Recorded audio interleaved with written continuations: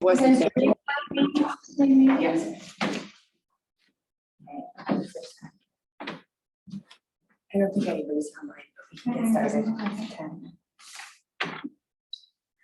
Okay, you guys ready? Okay, great. All right, well, thanks, everybody. Welcome to, I'd like to call to order a meeting of the Scio Township Election Commission. First, I'll do a roll call. Supervisor Hathaway. Present. Treasurer Palmer. Present. And Clerk Flintoff, I'm present. We are all here. Thank you all for convening today. I have a proposed agenda for adoption, which would include approval of our prior minutes and 3 actions. 1, to consolidate polling places and establish AV count boards for November 7th, as well as to set the next 2 dates for the election commission. Is there a motion to approve the agenda as presented or amended? So moved. I'll second. Okay, all in favor, say aye. Aye. Aye. Agenda adopted as presented. Next up is public comment. This is the time for members of the public to speak on any matter under the purview of the Election Commission. I want to thank Deputy Clerk Gillis, who's here helping us with Zoom. Nobody is present here in Meeting Hall. Mary, do we have anybody on Zoom? One person just came in. Okay. And if you'd like to speak, please raise your Zoom hand.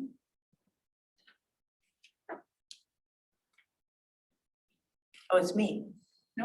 Oh, it's Pam Pam Boyd. Boyd. Okay. And did you want to make a public comment this morning?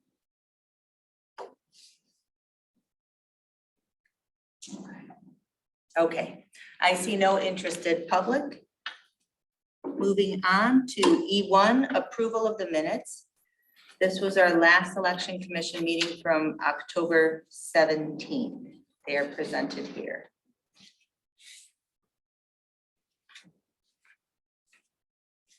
I don't have any corrections to the minutes.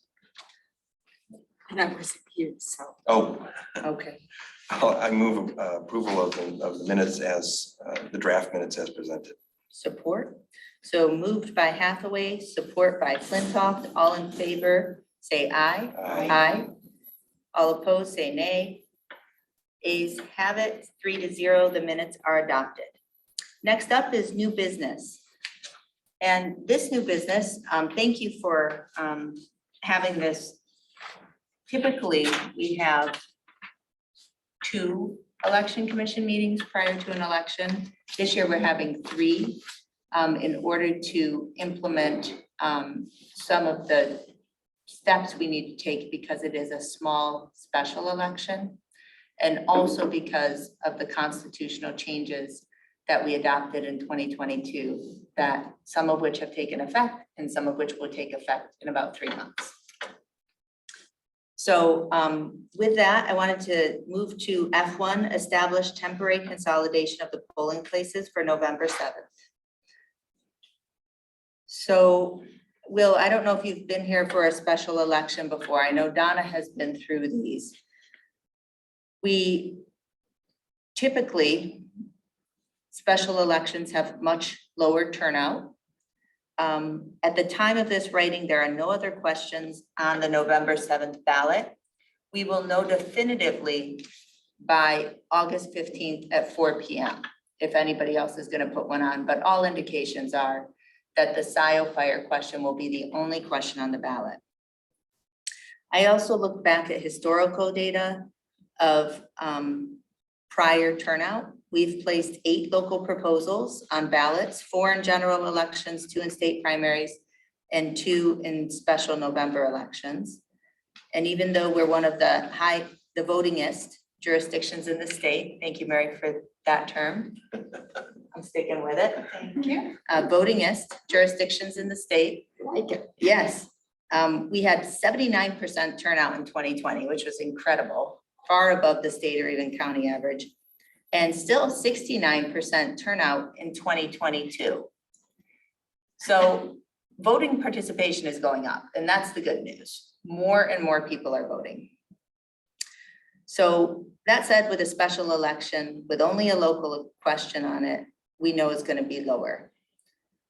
We've had only one special election since the implementation of the 2018 constitutional reforms. That was the November 2019 special election when we asked for the 1.35. That was the first time that we had no reason absentee voting. So there was more uptake on it, but not as much. All of this said, I decided to venture to estimate that we'll have somewhere between 40 to 60% turnout for this. That I've been criticized as being optimistic. But my best guess is 40 to 60%. So given that we have increasing voter turnout, but we have fewer voters coming to the polls, right? Most of our voters vote absentee, and beginning with this election, some of them, we're gonna estimate upwards of 20% will vote early. So now there'll be 3 ways to vote: early, absentee, and on election day. Based on all of this, we project that we can temporarily consolidate the 8 polling places into 5 polling places for the November 7th special election. We don't anticipate any undue disruption to voters. I'm sorry, Mary. It'll be 6. Oh, I misspoke. I'm sorry. Excuse me. Thank you, Mary. We're going to consolidate 8 polling places into 6 for this election only. We don't anticipate any undue disruption to voters. We have ample time for notification, have a postcard drafted that we can get print tech to send out to the impacted precincts. And further, we verified that the proposed consolidation can be done without exceeding 5,000 active voters per temporarily combined precinct, which is in compliance with statute. Estimated to be a cost savings of upwards of $5,000, including the election inspectors, the utilities team time of setting up and taking down. And so I'm recommending that the Election Commission consider the attached resolution to temporarily consolidate the polling places. And as a refresher in the whereas, it's the township board that designates and provides for suitable polling places. We're very lucky to have 8 polling sites in Scio, none of which charge us and all which are just wonderful partners. Next week, I'll ask the board to establish this room here as an early voting site.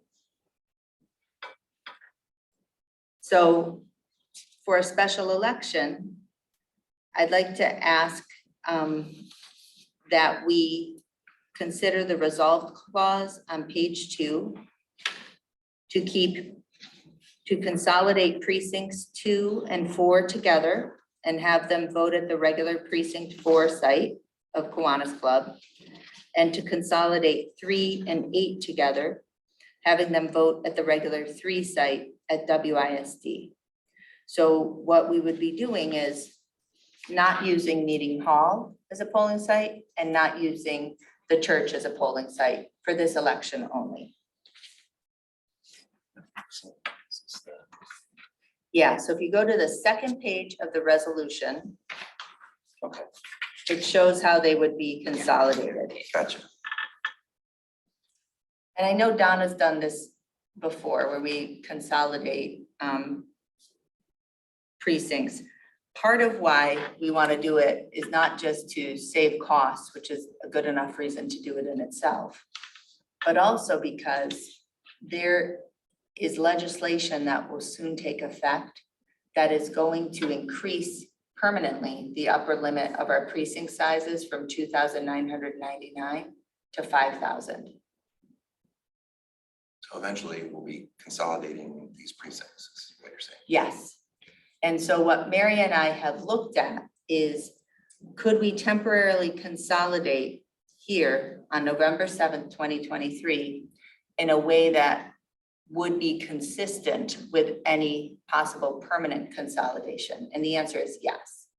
we're going to have to look at maybe larger spots for voting if we're, Except if more people are voting absentee, I mean. that's true. Yeah. We'll have to just wait and see. Yeah, and Donna, like truly polling places, we have not had lines. We have not, most people are voting absentee. Okay. So And then there's early voting. and then early voting too. So what it would look like for November 7th, this action would simply consolidate, but this paired with the next action and the action at the Board of Trustees next Tuesday, what the overall plan would be for November 7th is 6 polling places. Our 8 precincts would vote in 6 polling places. We would establish an AV count board that would count the ballots in this room on election day. And for the 9 days prior to election day, this right here would be the early voting site. So we would slowly move away from using Meeting Hall as a polling place on election day and use it for the other counting functions. Okay, so the first resolution is the consolidation. Mhm. I have a question. Yep. Is that right? No, I'll put in the correct certificate. Okay, Yeah, disregard the certificate. well, unless there's more, I'm prepared to Yeah. move the, Okay, make a motion to adopt the resolution. Right, and I Consolidate. support. okay. Support by Hathaway, No, offered by Hathaway, supported by Palmer, excuse me. that's okay. Doesn't All really right. matter. Doesn't matter. Okay, roll call vote, Hathaway, Yes, Palmer, Yes, Flintoff, yes. Resolution adopted, 3-0. Thank you. So with this, we will go forward and we'll be sending out postcards immediately to everyone in precincts 2 and 8. Next up is F2, establishment of the absent voter count boards for November 7th special election. As you know, we've used absent voter counting boards for several years to efficiently count AV ballots. They're not required, they're more efficient, and it's less chaotic and more, we are able to go home at the end of election night when we use AV count boards. well, that's a good thing. Yes, exactly. And so we've determined that we would need 3 AV count boards. In the big election of 2020, we used 8. We used 8 again in 2022. And I think that was, left us a little cushion, but we think we need 3 AV counting teams. And so each count board has its own tabulator assigned to a subgroup of the precincts to count. They're sequestered. In the past, we've used the utility bay. It's actually worked really well. And we would like to, You know where the vehicles park? yeah, Oh, okay. yeah, for about, I think, the last 5 elections.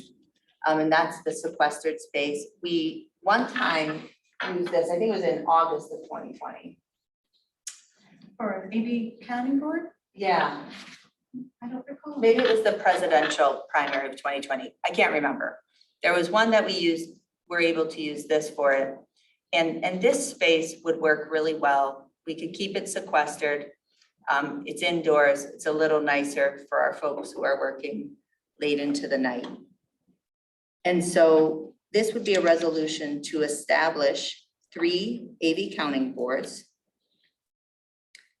that we would assign the precincts as follows. If you see the resolution, and that therefore be it resolved that we would establish 3 AV counting boards, and we've named them to align with the precincts that they would cover. So AV count board 3-8 would count precincts 3 and 8. AV count board 1-4 would count precincts 1, 2, and 4. And AV count board 5-6-7 would count precincts 5, 6, 7.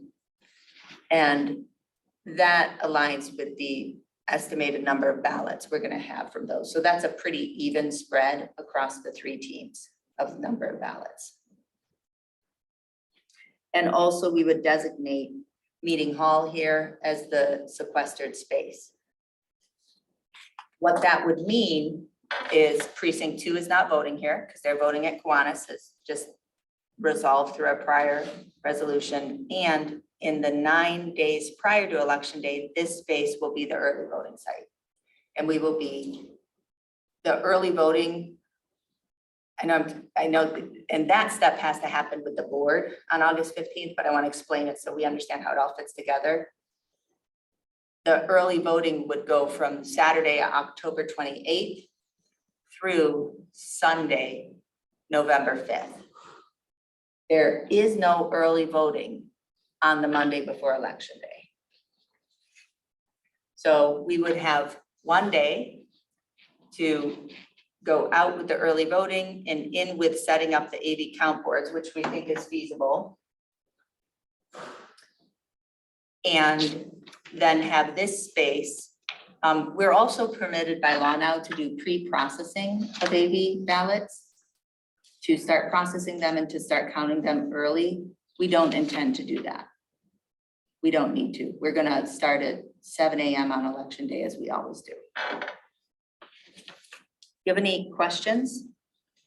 The only thing that occurs to me is if we're assigning this space for that use, is it going to conflict with any meetings? It doesn't conflict with any board meetings, but are there any other committees or? Christie's already gone through the So she's calendar. already figured that out. Yeah, she has, and she's gonna notify folks. We talked at length about it, and she thought that the committees that would meet could use the other space.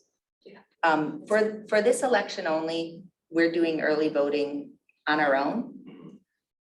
In 2024 forward, I'll be recommending that we sign on to the county-wide plan. We've got a really good plan in the works, and it'll be more cost-effective and I think better communication for voters. So for 2024 elections, the three then, this would be an early voting site, and our Scio voters would want to vote here, which I want to keep them here. I didn't want to send our voters to somewhere else to vote. I just couldn't.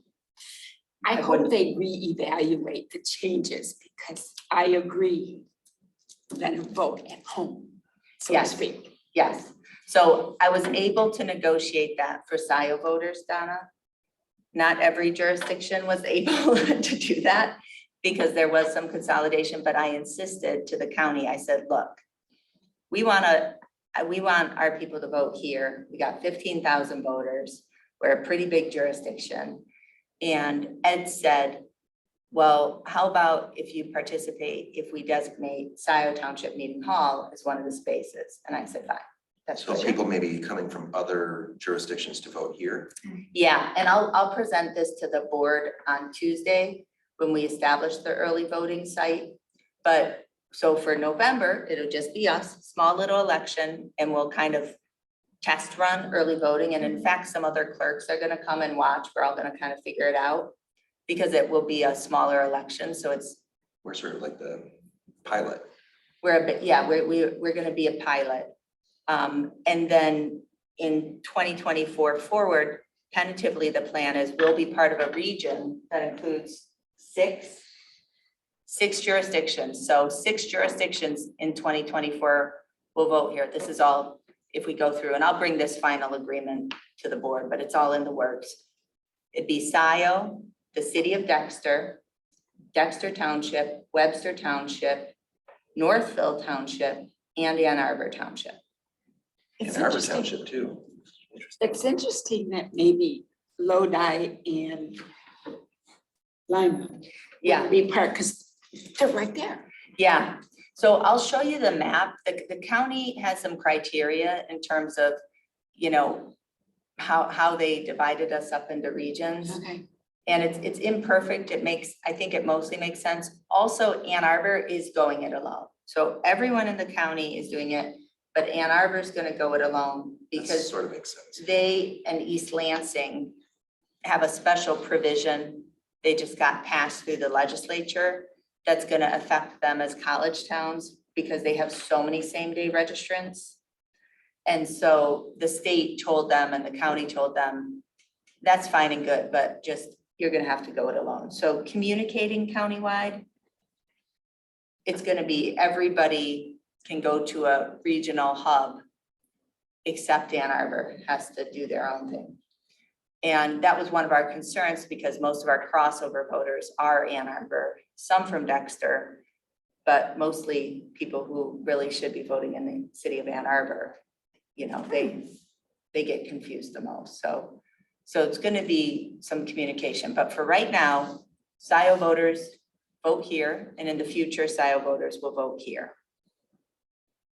So messaging to our voters will be easier than the messaging to everybody else's voters, which was part of our objective. Just saying. Just saying. Well, it's nice to have a test run in a sense. Yeah, exactly. I think it'll be interesting because we'll have, dedicated tabulators and the tally tape. I mean, certainly the custody. And for the early voting, we're just gonna do the minimum 8 hours of early voting a day. It's gonna be slow. But we're not, but it's 8 hours, 9 days in a row. So it's a lot of opportunity to vote, which is great. I think people who work evenings or weekends, anybody will be able to vote. We'll see. Well, this is, I mean, in terms of central location, this is a good It's a great location. location. So I understand why they would want to select this as one of the regional. Yeah, and I told them, I said, look, we're always happy to share the space we have with other partners, and it's easy off the freeway. We've got good parking, separate public entrances, the security, it all works, so. Did I miss anything, Mary? I don't think so. Okay. All right, so to the resolution, would somebody like to offer it? Palmer, Support. support by Hathaway. All right, roll call, Palmer, Yes. Hathaway, Yes. Flintoff, yes. And the resolution is adopted 3-0. And so with that, these are established, and we'll start administratively setting these up and then recruiting teams for these. The last possible action, F3, is to set dates for the next 2 meetings of the Election Commission. Typically, as we know, the regular meetings are called as needed at the call of the chair. I wanted to plan ahead a little bit for the next 2 that I knew we were going to need. One would be for October 12th at 10, and the next at October 26th at 10. The first one, we would appoint inspectors. The second one, we would have our public accuracy test. I need to go get it. That's fine, Donna. I'm sorry. Yes, please. I'm sorry. I gotta get mine. Yeah, go get your calendar. Yeah, let's take some time and figure out what dates work.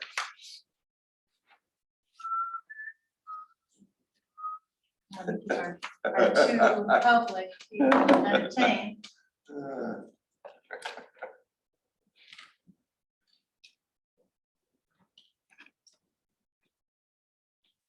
Yeah, I just want to say, for anybody who cares, I think it's great. It's a great opportunity that we've got this November election to beta test what it's like to do 9 days of early voting. I think we're going to learn a lot. I think it's gonna be fun. Before the presidential election, which is just such a kind of stressful first election to run a It is. brand new system, right? And that's not gonna happen for us. It So I is. think we're really lucky and that things work out this way, and that you spearheaded taking the opportunity to get us to try this out. Yeah, It's gonna be good. I think it is gonna be good because it's not without, it is optional to do the early voting in November per the legislature, but my feeling is that the voters voted for it. They expect it to start, we should start it. And it is a good chance because in the presidential primary, you'll have 2 or 3 ballot styles. And it gets very complicated very fast. 2 or 3 ballot Yeah. styles for all those different jurisdictions. Yeah, there are going to be a lot of ballots. They're actually, the county's investing in a Print on-demand ballot printer. Oh, jeez. So, yeah, and the other major change that's happened, I think you probably remember from the constitutional amendment that's gonna come into play, is the move from the permanent absent voter list. The permanent absentee voter list where you normally get an application to the permanent absent ballot list. So now everybody on the list that was permanent absentee, when I send out the AV apps for this November, for everybody on the permanent absentee voter list, and that'll be in the next couple of weeks, it'll look like that normal application for a ballot, but there will be another box that says, do you want to be on the permanent ballot list? And it's got a little explanation of that, meaning you don't have to take the step of sending in an application each time. You can just say you always want a ballot sent to you. And so that's gonna be for a little bit I think it's a great thing. I mean, a lot of states do this. On the back end of it, with the voter list, we have some controls and steps in place to make sure we know, somebody's moved or whatever. That But would be my question. exactly, so they've taken some steps at the state level to help us better manage the kind of verify, voter verify, the kind of non-active voters. But for a little bit, it's gonna be confusing because we're gonna have two lists. We're gonna be explaining it a lot. We're gonna be explaining it a lot.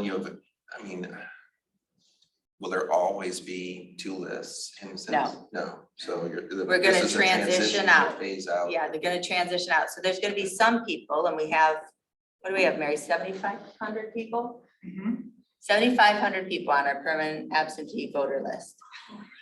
No, it's Fully half of Donna, our it's non-voters. most of our voters. So, and I gotta say, COVID made it happen for absentee voting. Because, and you remember, Donna, when we were in the thick of the pandemic, and I came to the board and I said, we didn't know what was gonna happen, we didn't know. And so we sent out applications to everybody and a little letter kind of explaining, here's how it is, it's secure, you may not know about it. You can also vote in person. And out of that letter, I mean, we got, I think, more than 150 new election inspectors and our AV list, Is it like double or something? more than that, Yeah. yeah. It just became, and that's what flip-flopped on election day, our polling places being so, because many people did it during COVID. They found out that they like it. They find out that they like sitting at home, thinking about how to vote.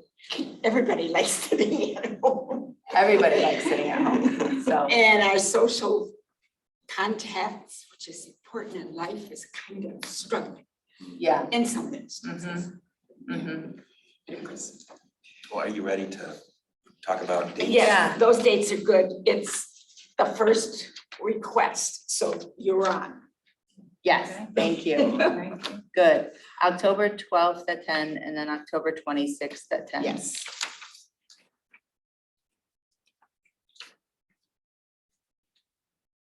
All right, I'll make a motion to set those two dates for the election commission. Is there a second? Support. Support by Palmer. All in favor? Say aye. Aye. Aye. Motion passes. The two meetings are set. We will send out notices now regarding the public accuracy test as well as the election, and those will go out to the papers as normal. Okay. With that, is there any other public comments? This is the time for members of the public to speak on any matter under the purview of the election commission. I would like to speak. Pam? Yes, thank you, Pam Boyd, an active Scio resident. Thank you, Clerk Flintoff. Very interesting and a lot of interesting information. I do like having this be a test case for future elections. So this is probably a very elementary question. So, and now that you've said that Monday there is no early voting, so what do you do if somebody comes, say, on election day, where they think that they can early vote or vote in Township Hall? What's the protocol for helping them go somewhere else nicely? Sure. Yeah. We have to help people do different things nicely all the time around election time, Pam. So again, I'll remind us that we still have same day registration. So if someone walks into Township Hall to the clerk's office, the other side of Township Hall, the clerk's office will still be open and bustling, processing absentee voting processing registrations. Anybody who is not registered to vote may register to vote up until 8 p.m. on election day at the clerk's office. Same day registration. They are also entitled to get an absentee ballot right there, which they can vote there at the clerk's office, and one of the two carols will have set up, or they can go to their precinct. Some first-time voters really want to vote in person. They want to go have the experience. And if they have time, they excitedly, drive down to WISD or wherever the polling place is to do that. If someone is already registered to vote and they show up to Township Hall to the clerk's office, because on election day, this whole space will be sequestered. We are not going to have a precinct 2 sign out. We're going to do as much communicating as we can about where to vote. It would be a precinct 2 voter, Pam, who would be coming here expecting to vote here, or it would be a precinct 8 voter going to the church. Not only will we have signage out there, but we'll also make sure to have a person there ready to redirect them. At the clerk's office, it happens all the time. As much as we do to try to communicate, there's always somebody who says, I don't know where to go to vote. Where do I go? And they just stop in. We have a greeter app that we use, and we're looking at improving that. On big elections, Pam, we have greeters actually just stand outside WISD to help redirect people. But in short, we'll give them the information, let them know where to go. Hopefully by sending out these postcards tomorrow, Mary has them all mocked up beautifully. Thank you, Mary. To Print Tech. Our precinct 2 and precinct 8 voters should be getting a postcard about this in the next couple of weeks. And then if we establish the early voting site, that'll be an opportunity to send out a postcard to every voter in the township. We'll reiterate this as well as announce this as an early voting site. So we've talked through the kind of communication points, and I think we're in pretty good shape for doing a fair job of communicating. Thank you. That's very helpful. But I will go to Print Tech and let them know that my address is not a vacant property because I did not get the notice of last night's meeting. I had to get it from you guys. Oh, And you're kidding. No, it's like, hey, can I pay taxes on a vacant lot? We were on this, yeah, I'm the one who notified her. Yeah. Mary, Mary worked with you on this. So that's from the assessing rolls. Oh, Essentially, the post office is not recognizing her address as an actual address. Oh, that's right. Oh, you mentioned this. I didn't know that hit Pam's. Yeah. yep, it's me. Yeah. Your residential address, they're not. Yes, it's recognized, the post office thinks it's a vacant lot, even though they do deliver mail there, right, Pam? Yes, and I have always gotten township information in the past. Yeah. So I will actually stop by Print Tech one day this week, and I will confer with them on that if that helps. That does. And so, Pam, we don't use those filters for our qualified voter. For any election mail, we use only the voter rolls. Yeah. So we don't allow our printers to do any cleaning of the mailing list, and that cuts both ways. So one, I can assure you, we will not repeat that problem with anything we mail out for elections. 2, there can be kind of some pesky problems when we have unit numbers that are missing or something like that, but we can't, take somebody else's word unverified for where someone is registered to vote. That's up to the voter or an official agency to tell us. We never change the voting rolls without, getting that verification. The voter should be the one to. Exactly. So, And if I may, Sure. Pam, that's a solution that you need to find with the post office, not with Print Tech, 'cause it's- Oh, okay, all right. I will check into Okay. that. okay, that's good to know. Thank you, Mary. Yeah. Print Tech just has our records they work from, really. Oh, no, they often, and I don't know. Well, Mary, explain how it works. If I can, when we had to send the public hearing notices for the fire SAD, we sent all the addresses from the assessing department and they put it through their filters for what they could mail. And some addresses come up as bad. And that means they're incomplete or whatever. We correct what we can, but for some reason Pam's comes up as a vacant lot. And for some reason, I mean, it's just random noise in the system. Another one of our regular attendees at our meetings showed up 6 times for the same lot. He got 6 notices of the public hearing. Jonathan. So it's just, just noise in the system. Yeah, and so, But it's not our system and it's not Printex. It's the post office.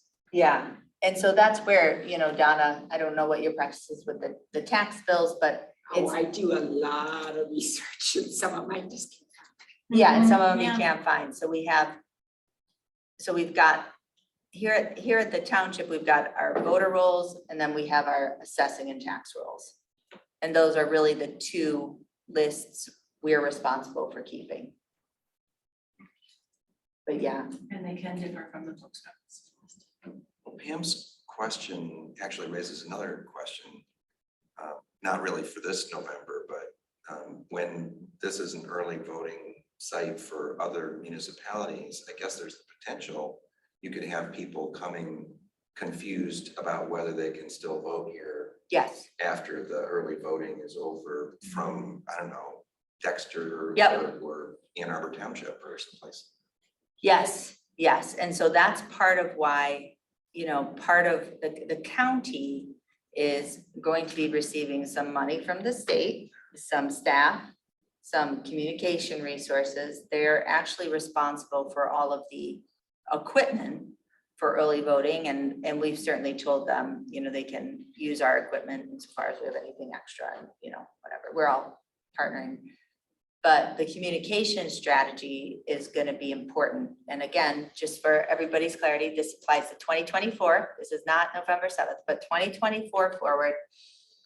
There'll be, I think they're identifying 5 regions for the county, 5 early voting sites with regions. Will be one of the regional early voting sites, plus 1 central site where anyone can vote at the Washtenaw County Learning Resource Center, out next to the jail.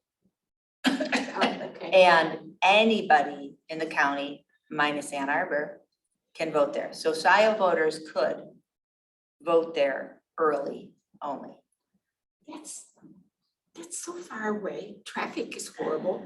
Very little I parking. can't imagine who would, I think it's great for, families who are going to visit people in jail. That's one of my passions, is making sure. In jail. Yeah. That's a passion.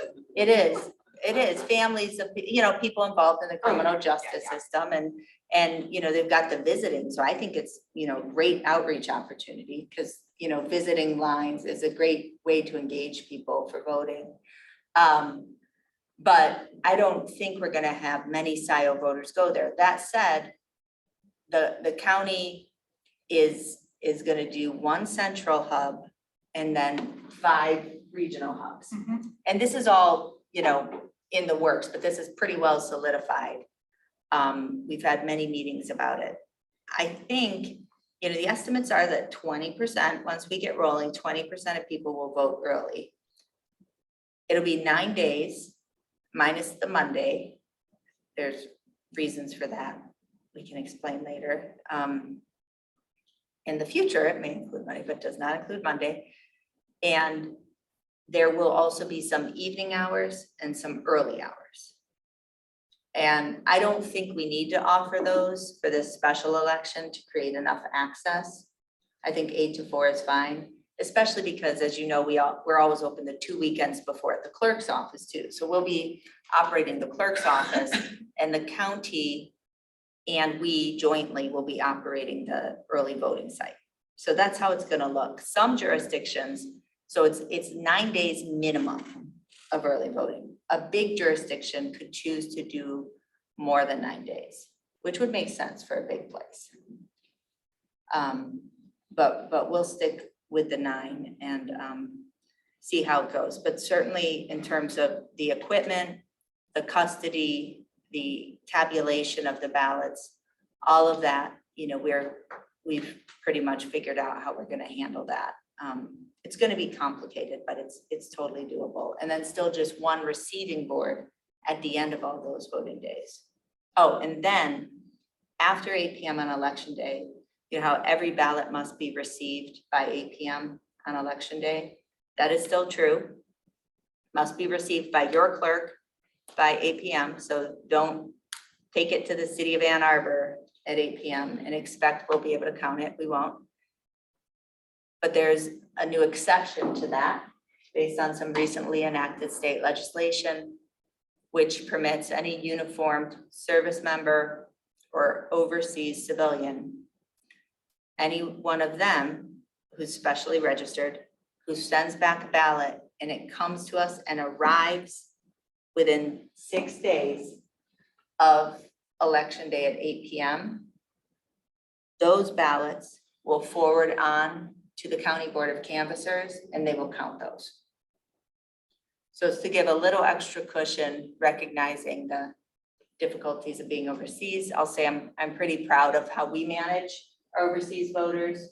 Mary does a great job of proactively reaching out, you know, each year to remind them to re-up their registration. Most of them opt into having their ballots emailed. We do that 45 days ahead of the election. And so if you're emailed a ballot 45 days ahead, truly almost anywhere in the world, you have a really good shot of getting your ballot here by 8 p.m. And as you know, in 2020, I mean, people were paying hundreds of dollars to get their ballots in, and, you know, through diplomatic pouch. And I mean, just all these ways I didn't even know things could travel. Technology is wonderful most of the time. Mhm. So, but we'll still be receiving paper ballots. There's some intention to build a system at the state level to allow for the receipt of electronic ballots from overseas and military, but that is far, far off. The security, I'm sure, is a critical issue in that. Yeah, and honestly, I'm not a big proponent of that at all. I just think it's not necessary. It's not. Doesn't seem like it have to be, because you have the option, they get their ballots early Right, and get plenty of time. right. And it creates a whole, not just security, but the auditing and the counting.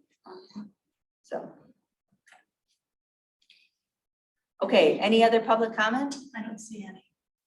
Motion to adjourn? Support?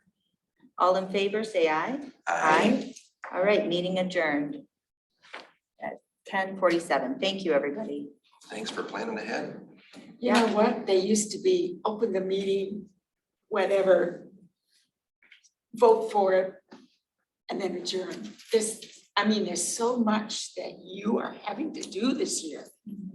Yeah, well, yes, And it's, and we're you know- happy to do it, and we're happy to do it. Oh, yeah. But yeah, there's gonna be